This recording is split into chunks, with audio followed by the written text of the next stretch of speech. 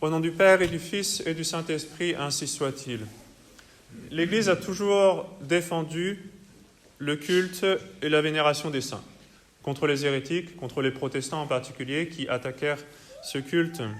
C'est une pratique qui est soutenue par la Sainte Écriture, par la tradition, et c'est une pratique sanctionnée par l'usage de l'Église, qui l'a précisé, qui l'a réglementé et qui maintenant l'a glorifié d'une façon assez spéciale par la canonisation solennelle des saints.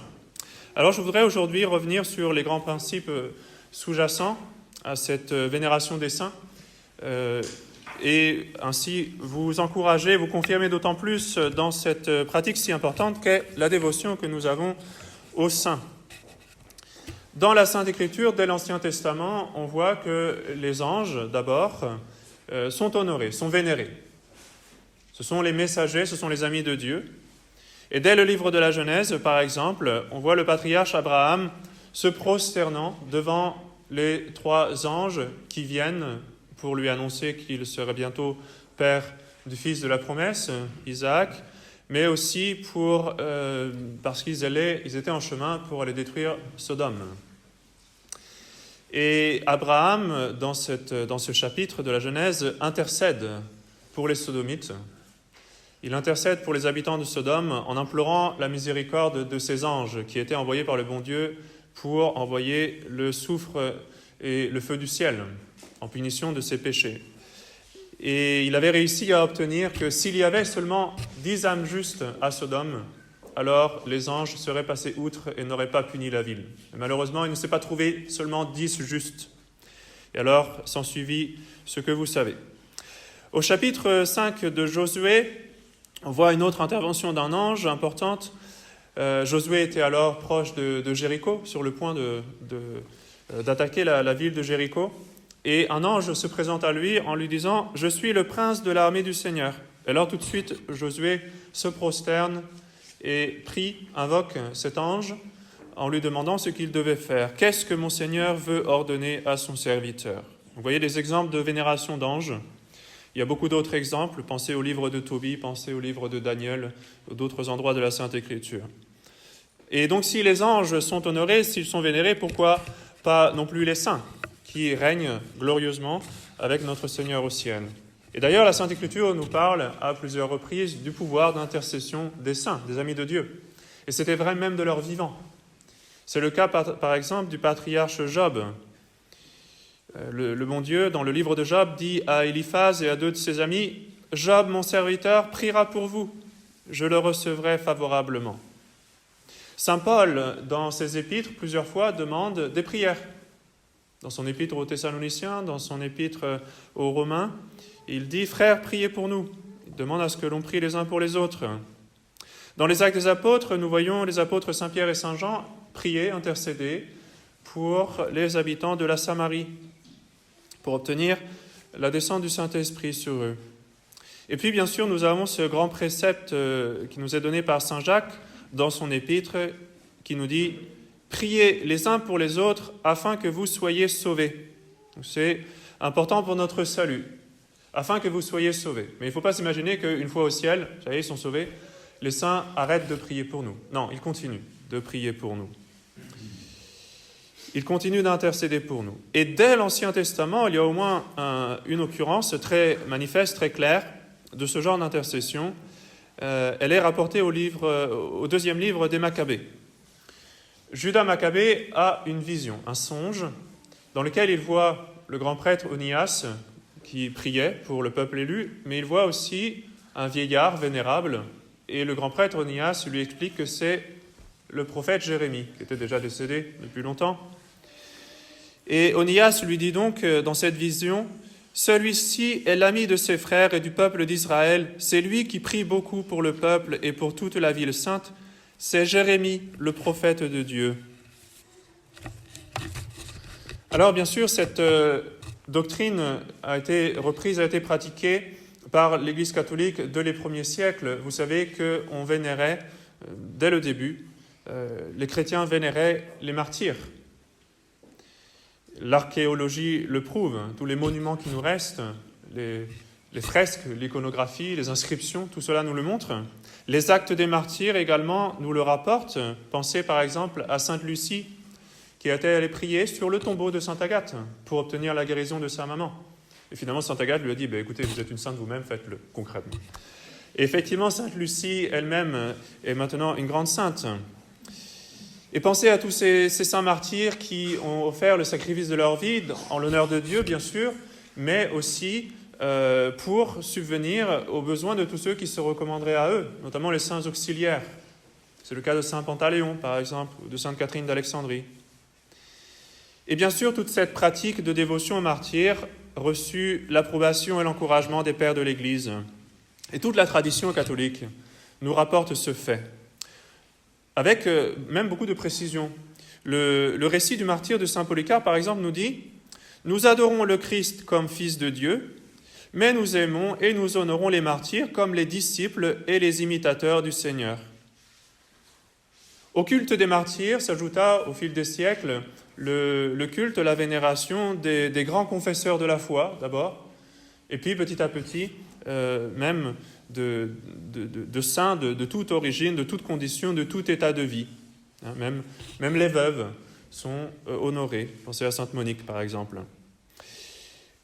Lorsque les protestants attaquèrent le culte des saints au XVIe siècle, le Concile de Trente a défendu avec solennité, a ratifié cette pratique, l'a défendue, l'a consacrée.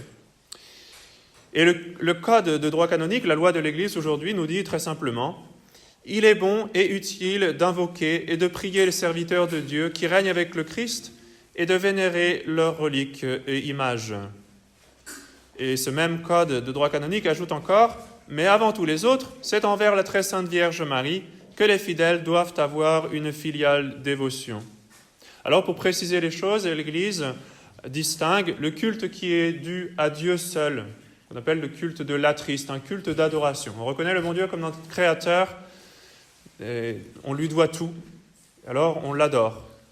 On n'adore pas, par contre, les autres créatures, si saintes soient-elles, mais on les honore, on les vénère. Le culte dû au saint, l'Église l'appelle le culte de Duli, qui veut dire littéralement un service, une vénération. Mais dans le cas de la très sainte Vierge, elle n'est pas Dieu, bien sûr, mais quand même, elle est au-dessus de tous les saints, parce qu'elle est la mère de Dieu. Elle a un lien tout particulier avec le bon Dieu que personne d'autre n'a. Et alors, on la vénère avec ce que le Saint-Siège appelle un culte d'hyperdulie, c'est-à-dire un culte de vénération, mais d'une catégorie supérieure, à cause de sa maternité divine. Et l'Église a précisé au cours des siècles le culte public rendu aux saints. Vous avez sans doute déjà entendu parler de canonisation. La canonisation, c'est la prescription d'un culte. l'Église prescrit que tel ou tel saint soit vénéré dans l'Église universelle, dans tout le monde entier. Il y a aussi la béatification. La béatification, ce n'est pas une prescription, c'est une permission. L'Église permet que l'on vénère tel saint publiquement, en tel endroit ou dans tel ordre religieux. Donc c'est dans des circonstances particulières. Ce n'est pas pour l'Église entière et ce n'est pas imposé comme c'est le cas pour les saints canonisés. Alors, je vais vous expliquer rapidement un petit peu l'historique de ce processus de canonisation. Comme je l'ai dit au début, il y avait surtout une vénération des martyrs. Et alors, l'évêque faisait une petite enquête pour approuver le culte public que l'on rendait à ces martyrs, la vénération des reliques, et puis de permettre à ce que l'on dise la messe, qu'on offre le saint sacrifice de la messe sur les tombeaux des martyrs. Donc, vous notez le lien qu'il y avait déjà entre le saint sacrifice de la messe et le sacrifice des martyrs. Et la Sainte Église garde toujours ce lien. Quand on célèbre les saints, on offre le saint sacrifice de la messe en leur honneur. Et vous savez que dans l'autel, dans la pierre d'autel, se trouvent toujours des reliques de martyrs. Cette dévotion s'étendit ensuite aux autres saints, donc pas seulement aux martyrs, mais aussi aux grands confesseurs, aux grands docteurs de l'Église, par exemple. Et cela se faisait par l'inscription de ces saints dans ce qu'on appelait les canons, qui étaient des listes de saints qui étaient vénérés dans telle ou telle église, dans telle et telle localité. Donc des listes qui devenaient obligatoires, qui devenaient des règles, c'est pour ça qu'on les appelait des canons. Et on trouve un vestige de cette liste de saints dans le canon de la messe, le canon romain, dans laquelle vous trouvez une grande liste de martyrs. Et donc jusqu'au XIIe siècle, la vénération des saints se faisait de façon assez locale, disons. Bien sûr, il y avait les grands saints, la Sainte Vierge, Saint Joseph, les saints apôtres qui étaient vénérés partout, sans avoir même été canonisés, ce n'était pas nécessaire. Mais ici et là, on ajoutait beaucoup de saints. Et en Bretagne, vous savez qu'on a beaucoup de saints que l'on honore. Mais ces saints, très souvent, n'étaient pas bien connus en dehors de leur territoire. D'ailleurs, je pense que même dans leur territoire, aujourd'hui, beaucoup de saints sont bien peu connus. Et donc, au Moyen-Âge, les évêques commencèrent à demander une reconnaissance un petit peu plus officielle de la part du Saint-Siège. Donc, de temps en temps, on avait recours au souverain pontife lui-même pour que lui-même fasse l'enquête et approuve la vénération de tel ou tel saint, pour que ça ait plus de portée, pour que ça ait plus d'autorité, plus de solennité. Et puis aussi, maintenant, il commençait à y avoir des saints qui avaient voyagé dans toute l'Europe. Alors leur culte était petit à petit, en fait, répandu dans l'Église entière. Et donc il fallait évidemment l'intervention du souverain pontife. Parce que voyez-vous, un évêque qui fait une enquête dans un diocèse, ce n'est pas là une décision infaillible. Mais quand le souverain pontife autorise la vénération d'un saint dans l'Église entière, même la prescrit en réalité, eh bien là, il faut absolument qu'il n'y ait pas d'erreur, parce que sinon c'est toute l'Église entière qui se retrouve dans l'erreur. Et donc le souverain pontife, au cours du temps, décida un jour de se réserver la canonisation des saints. Cela arriva en l'an 1170. Le pape Alexandre III décréta que désormais seul le pape pourrait canoniser les saints. Et cela avait eu lieu parce que, lui-même nous le rapporte, il y avait eu une erreur assez grossière. Quelques évêques avaient reconnu comme un saint quelqu'un qui était mort ivre. Alors évidemment, ils ne le savaient pas quand ils avaient fait ça. Et voilà, ils s'étaient trompés de façon assez grossière. Et donc, pour éviter ce genre d'erreur assez embarrassante, il était décidé que désormais, seul le Saint-Siège, seul le souverain pontife pourrait canoniser des saints. Et alors, petit à petit, s'élabora une procédure très minutieuse, très détaillée, pour canoniser, pour élever aux autels, justement, quelqu'un et le présenter à l'Église entière comme un modèle de sainteté. Alors, il y a un examen de la réputation de sainteté de la personne en question. On examine les vertus. Il faut que cette personne ait pratiqué la vertu de façon héroïque, c'est-à-dire dans des situations même difficiles, qu'elle ait toujours gardé son sang-froid, qu'elle ait toujours fait ce qui est bien. C'est très difficile. Et puis, il y avait évidemment l'examen des miracles, et aussi, de façon très importante, tous les écrits, tout ce qui nous restait, les lettres, par exemple, qui avaient été écrites par un serviteur de Dieu. Tout cela est soigneusement examiné pour voir s'il n'y a rien contre la foi catholique. Et s'il y avait le moindre doute, alors on suspendait le procès. On ne disait pas forcément que la personne était en enfer, c'est pas ça dont il s'agissait, mais on ne pouvait pas présenter cette personne comme un modèle à l'Église. Et cela se faisait par plusieurs étapes intermédiaires. Il y avait une enquête déjà locale au niveau du diocèse, et puis la congrégation des rites ensuite s'en mêlait petit à petit. Et ensuite, ça se faisait concrètement en 3 grandes étapes. Donc, un candidat à la canonisation, ce qu'on appelle un serviteur de Dieu, doit d'abord être reconnu comme vénérable. Quand il est reconnu vénérable, c'est que le souverain pontife décrète que telle personne a pratiqué la vertu de façon héroïque. Donc d'abord, il y a une reconnaissance des vertus héroïques du serviteur de Dieu en question. Mais à cette étape-là, il n'y a pas encore de culte public. On peut bien sûr prier à des gens même qui ne sont pas canonisés, des saints, en tout cas ceux que l'on pense être saints, qui ne sont pas encore reconnus par l'Église. On peut les prier en privé. Mais il ne peut pas encore y avoir de culte public, c'est-à-dire à la messe ou dans le bréviaire. Alors ensuite, il faut 2 miracles, au moins, pour que ce vénérable soit ensuite reconnu comme bienheureux. Alors là aussi, il y a toute une enquête pour voir qu'il s'agit vraiment de vrais miracles, pas juste d'une hallucination, d'une impression, je ne sais quoi, mais que ce sont vraiment des miracles tout à fait reconnus et inexplicables par la médecine. Il y a des exceptions à ça, comme par exemple un saint qui aurait été vénéré pendant plus de 100 ans dans un endroit. Et dans le cas des martyrs, il y a toujours examen de la cause du martyr. C'est-à-dire il faut vraiment que le serviteur de Dieu soit mort en haine de la foi catholique, et pas pour avoir défendu même des causes très louables peut-être, mais des questions médicales ou lutter contre l'envahisseur de je ne sais pas quel pays. Non, il faut vraiment que ce soit pour la foi catholique ou des vertus particulièrement catholiques comme la vertu de pureté, par exemple. Donc des vierges qui sont mortes pour avoir refusé de consentir au péché sont reconnues martyrs. Et quand un serviteur de Dieu est béatifié, par conséquent, le culte public de l'Église est autorisé et permis en certains endroits, de la forme prescrite par le Saint-Siège. C'est encore assez restreint quand même. Il faut ensuite, après la canonisation, qu'il y ait à nouveau des miracles, au moins 2 ou 3, pour qu'on puisse procéder ensuite à déclarer le serviteur de Dieu comme un saint canonisé, vraiment au sens le plus strict du terme. Alors c'est un procès qui est long, qui est minutieux. L'Église, vous le voyez, est extrêmement prudente dans ces questions. Et comme je l'ai dit, elle arrête ce processus s'il y a le moindre doute. S'il y a la moindre ombre, c'est fini, on arrête les choses, il y a suffisamment d'autres saints. Parce que c'est un sujet d'une très grande gravité, évidemment. C'est une décision définitive de l'Église qui engage l'Église entière, l'Église universelle, à tout jamais, sans jamais pouvoir renverser, retourner cette décision. Alors une canonisation, ça établit 3 choses. Une canonisation, ça établit que la personne a pratiqué la vertu de façon héroïque, donc la sainteté des mœurs. La personne est un modèle. C'est-à-dire que si on se comporte, si on fait ce que cette personne a fait, on va au ciel. C'est ça que ça veut dire. Donc l'Église, en fait, nous donne un modèle, nous donne une voie au ciel, une voie à la sainteté.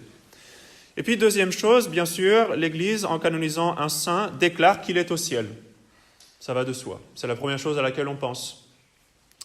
Et troisièmement, elle établit encore que ce saint doit être honoré, vénéré, invoqué, imité par toute l'Église. Donc il y a un côté prescriptif qui engage toute l'Église. Ce n'est pas en soi un mystère de foi, mais c'est lié à la foi. En parlant des canonisations, saint Thomas d'Aquin nous explique « L'honneur que l'on donne aux saints est une sorte de profession de foi par laquelle nous croyons à la gloire des saints. » Et pour cette raison, saint Thomas d'Aquin nous dit « Il est impossible que l'Église se trompe dans les canonisations des saints. » Mais l'Église ne dit pas seulement que tel saint est au ciel, elle nous le donne comme un modèle. Et donc si l'Église pouvait se tromper, nous explique saint Thomas, eh bien dans ce cas-là, l'Église, concrètement, mènerait les âmes en enfer. Si elle nous donnait un mauvais exemple, un mauvais modèle. Saint Thomas nous explique « Il ne peut exister d'erreur condamnable dans l'Église. Or, ce serait une erreur condamnable si on vénérait comme saint quelqu'un qui a été pécheur. Car certains, connaissant ses péchés ou son hérésie, si cela se produisait, pourraient être conduits à l'erreur. L'Église ne peut donc pas errer en de telles choses. » Alors, je vous ai décrit la gravité, la prudence de ce processus de l'Église, mais voyez-vous, ça reste un processus humain. Tous les témoignages qui ont été rassemblés, ce sont des témoignages humains, donc ils sont en soi faillibles. L'infaillibilité de la canonisation ne dépend pas de ce témoignage humain qui est faillible. Bien sûr, le pape est tenu et doit faire les choses avec prudence, mais l'infaillibilité ne dépend pas de ces témoignages humains. Parce que saint Thomas d'Aquin, vous savez, quand il décrit des choses, quand il explique la doctrine, il se pose toujours les questions, il se pose des objections auxquelles il répond lui-même. Et justement, il se pose cette objection-là. Il se dit, oui, mais le témoignage humain est faillible, donc les canonisations également sont faillibles, n'est-ce pas? Il répond, non. Pourquoi? Parce que justement, ça engage l'Église entière. Le bon Dieu veille sur son Église, et la providence de Dieu, par conséquent, veille à ce qu'il n'y ait jamais d'erreur en ce domaine. Donc il nous dit très simplement, pour répondre à cette objection, « La divine providence préserve l'Église, afin qu'elle ne se trompe pas dans de telles choses à cause du témoignage faillible des hommes. » Et désormais, nous n'avons pas uniquement l'enseignement des docteurs, des théologiens approuvés par l'Église, mais l'Église elle-même s'est prononcée sur cette question. Au Concile du Vatican I, en 1870, a été définie l'infaillibilité pontificale. Et à ce moment-là, cette question a été soulevée, à savoir, est-ce que les canonisations, par exemple, sont infaillibles? Mais sur le moment, on a préféré ne pas rentrer dans des questions de précision sur l'objet vraiment de l'infaillibilité. On s'est contenté de dire que le pape est infaillible comme l'Église. C'est-à-dire, dans tous les domaines dans lesquels l'Église est infaillible, le pape, lui aussi, est infaillible. Mais sans préciser la question des objets, c'est-à-dire, est-ce que ça s'applique à la liturgie, à la discipline, aux canonisations. Même si c'était déjà l'enseignement universel dans l'Église l'Église n'avait pas encore, en 1870, défini la chose de façon précise. Mais depuis, nous bénéficions de l'enseignement des papes Pie XI et Pie XII qui ont dit à plusieurs reprises de façon explicite que, effectivement, les canonisations des saints font partie de ces décisions infaillibles ex cathedra des souverains pontifes. Ils l'ont dit plusieurs fois dans leurs actes. Vous pouvez aller vérifier par vous-même si vous voulez. Je vais vous donner un exemple.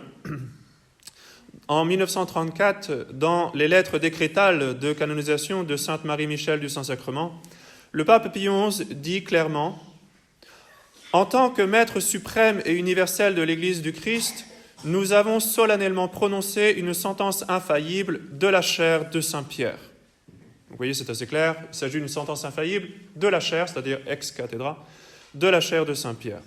Alors attention à ne pas écouter ceux qui vous disent le contraire, ceux qui vous disent que l'Église peut se tromper dans les canonisations des saints. Et parfois, on vous présente cette objection, oui, mais le processus a changé, vous comprenez ? Comme vous l'avez vu, le processus n'a rien à faire dans l'infaillibilité. La décision infaillible de l'Église ne dépend pas du témoignage faillible des hommes. Si, cependant, les canonisations sont évidemment fausses, certaines aujourd'hui sont même ridicules, je dirais. Si elles sont fausses, c'est qu'il n'y a pas d'infaillibilité. S'il n'y a pas d'infaillibilité, c'est qu'il n'y a pas d'autorité. Les deux vont toujours ensemble. Donc vous ne pouvez pas rejeter une canonisation sans automatiquement rejeter également l'autorité de celui qui l'a faite. Et comme je vous l'ai dit, le procès a un peu d'importance.